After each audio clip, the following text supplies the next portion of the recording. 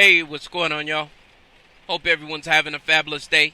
If you haven't gotten a chance to subscribe to this channel, please do so. I want you to ring that notification bell. That way, when I drop a video, you'll be notified. In this video, what I want to talk to you guys about is inquiries on your credit report. Because I get a lot of people that email me asking me, how do I get inquiries off my credit report? Can you get them off? Absolutely. You can get inquiries off your credit report. But what I want you guys to focus on is your strategy, because a lot of times people think that they could go out here, keep applying for credit, and the only problem or the only damage that they're causing to their credit report is the fact that they have inquiries on their credit report. And, oh, I got approved for this credit card, but I still want to take this inquiry off.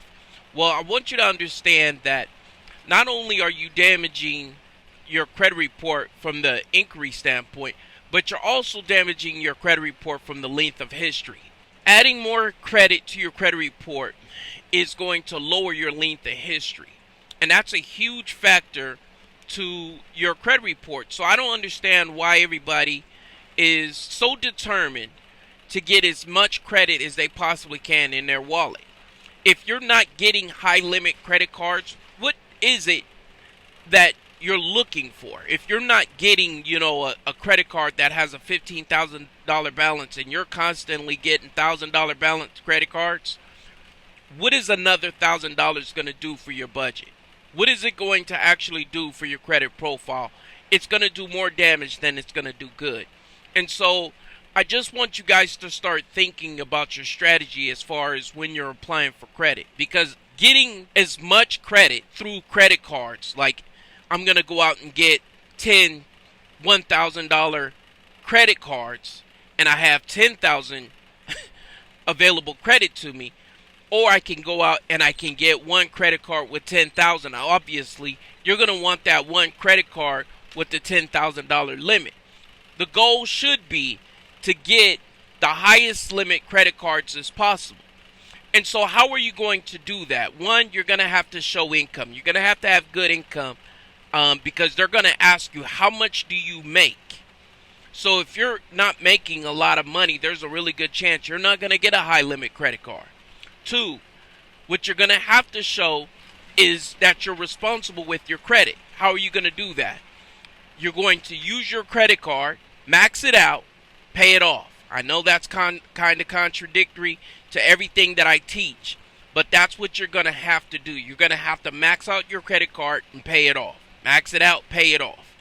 It's a very dangerous game when you're trying to get to a high limit credit card. But the more you use the credit, they're going to say, okay, we can extend this person credit because they're chunking off their credit card. Let's say you have a $1,000 secured credit card. You got increases. You went and got to discover it. And now they gave you an increase to a $1,000 limit. And you max out that $1,000 and you keep paying minimum payments on that credit card, there's a really good chance they're not going to increase that credit card. What they want to see you do is max it out, $1,000, I at least get it to $900, and then pay it off. Max it out, pay it off. And then after you're doing, 3-4 months of that, you could call Discover and say, hey, look, I noticed that I keep using this credit card. I'm maxing it out. Is there any way I can get an increase on this credit card? Discover is one of the best companies as far as getting credit limit increases, because a lot of times what they're going to do is just give you that increase without you even asking. The main point that I'm trying to get to in this video is make sure that when you guys are building your credit at the very beginning of your, the building stage, that you're actually using some type of strategy in order to put yourself in a situation where when it's time for you to go out and you apply for those American Expresses and Chases, you can apply with confidence. Most of you get to the point where you get into the 700s and you got 8-9 inquiries on your credit report, and that's not the goal if you're starting out. The goal is to keep a healthy credit report. And if you're applying for a lot of new credit, financial institutions, they're a little weary. Why are you applying for so much credit in a very short period of time? Even if it's a bank loan, why are you applying for so much credit? And so that should tell you something. That should tell you that Financial institutions do not like you going out here racking up so much credit. I hate to say it, but stop being a credit hoe. Stop going out here watching all these people on YouTube. And I'm not saying if you're a seasoned person in the credit game and you want to use that strategy, go ahead. Use it. Get as much credit as you possibly can. That's not my strategy. But I'm not knocking that strategy. But for those of you that are just building your credit, you're not trying to build a door with your credit cards. What is it that you're trying to do? I get that, you want to have some money just in case. But do you have the discipline that you can leave that money in the drawer and not use it? Or are you going to be the type of person every time there's a little situation, oh, I need that pizza, first thing you're going to do is going to run to that drawer and grab that credit card. And I just want everyone to be on the same page when we're talking about building credit, at least on this channel. Because one, we have to understand that what we're doing, this game that we're playing, is very dangerous. There's a reason why Dave Ramsey is so popular. Have you ever thought why this gentleman, he's not the most charismatic person. He screams at a lot of people, talks bad about people, call them stupid. Why is he so popular? The reason why he's so popular, because what he's talking about is the fact that what he went through was he racked up a whole bunch of debt, went through a bankruptcy and said debt is bad. Debt is the evil thing in the room. Don't ever have debt. Why is he popular? Because so many people are in that situation. So many people got themselves in a situation where they had opportunity to get debt. They got the debt, and then something went bad in there. Whether they got sick, whether that business venture didn't go the way they wanted to go. And so now they're completely terrified of debt, and they're looking for a way out. That's why Dave Ramsey is so popular. So you're not special. You're not anyone different. You're playing with a ticking time bomb. At some point, all of this credit that you're going out here getting can blow up in your face. And I don't know if you guys realize how dangerous of a game that you're playing. Because once you get yourself into a position where you got $5,000, let's just say $5,000 worth of credit, all you can do is make minimum payments.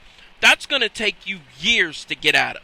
I don't know if you guys ever looked at a debt payoff, how much it takes to pay off a credit card. It takes quite some time to pay off a $5,000 credit card on minimum payments. I think it's something like 10 years that it gets paid off. So why would you put yourself in a situation where you're going out here playing a game and you're going to play with reckless abandonment? I'm just trying to teach you guys that when you're playing this game, you can do everything that you want in a very disciplined, minimalistic way. You don't have to go out and get 30 credit cards. You don't have to go out here and get 40 credit cards. If you're just starting building credit, 2 to 3 secure credit cards is all you need when you're starting. Go out, get 2 to 3 secure credit cards, get you an installment loan. And all you do is work on that. Just work on those 2 to 3 secure credit cards. Use them, pay them off. Use them, pay them off. And build relationships with these financial institutions. And what's going to happen is you're going to get a huge jump in your credit score. Let's say you're in the 400 to 500s. You do that for 6 months, chances are you're going to be in the 600s before you know it. You're going to be in the 600s. Notice I'm not talking about your collections. I'm not talking about any collections on your credit report. I'm talking about your credit that you are using that is active, that is in good standing. If you're using that credit that you have responsibly, I don't care how many collections or bankruptcies or whatever lawsuits that you have on your credit report. I'm just talking about the credit that you have on your credit report that's active and good standing. Most of you are running around here talking about, I got bad credit. And no, you don't have bad credit. You don't have any credit. And I try to stress this to people because so many times people go through credit repair thinking that's going to fix their credit. And they're so disappointed at the end of it because they realize, okay, so They took off a few things, but my credit score is still poor. Well, your credit score is still poor because you have no good credit. So when I had my credit repair company, one thing that I wanted to see from any client, I would turn down people that did not have any credit and all they had was bad, collection reports and late pays and stuff like that. And they would be like, Kenny, can you help me? No, I'm not trying to help anybody that's not trying to build their credit. The whole point of this that we're doing when you're watching this channel is you're trying to get approved for things. Deleting items off your credit report is not going to get you approved. What it's going to do, it's going to enhance your score. The main thing that's going to get you approved is your response. How responsible are you with debt? That's what they want to see. Not that you don't have any collections. You could have, no collections on your credit report and still not get approved because you don't have enough credit. And so there's steps to this. So the first steps is you want to go out, you want to get 2 to 3 secure credit cards. Build your credit up. Get a self-lender loan if you don't have an installment loan, or you can go into your local bank and you can ask them, hey, can I get an installment loan from you? And they will extend you a secured installment loan. There's a really good chance if you walk into the right credit union, they will help you out because they're going to want to help their community out. That's what credit unions are there for. So you got your 2 to 3 secure credit cards, you got your installment loan, and you're doing that for 6 months.